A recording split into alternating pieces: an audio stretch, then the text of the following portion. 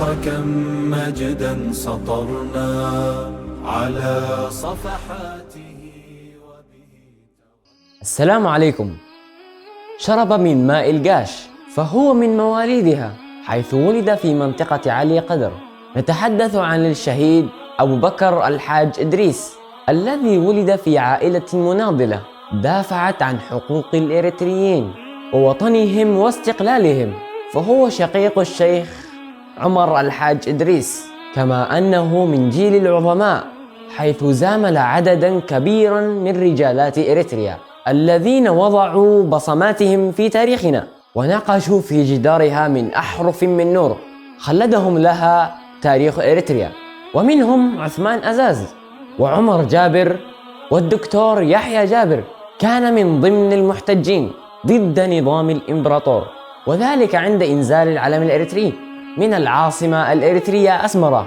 كانت تلك الاحتجاجات سببا في إصابته بساقه، واضطر بعدها إلى المغادرة إلى كرن ثم إلى السودان لاجئا بعد أن أصبح مطاردا ومطلوبا.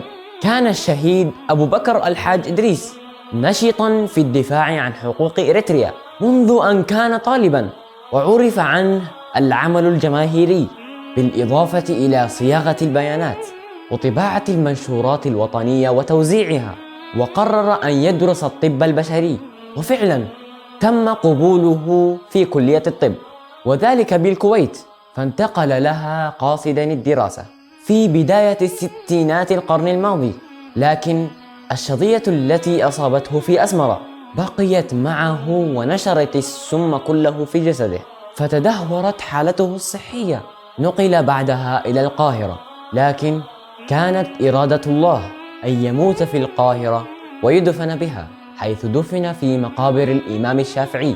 ألا رحم الله الشهيد أبو بكر وأسكنه فسيح الجنان. التاريخ كم مجدا سطرنا على صفحاته.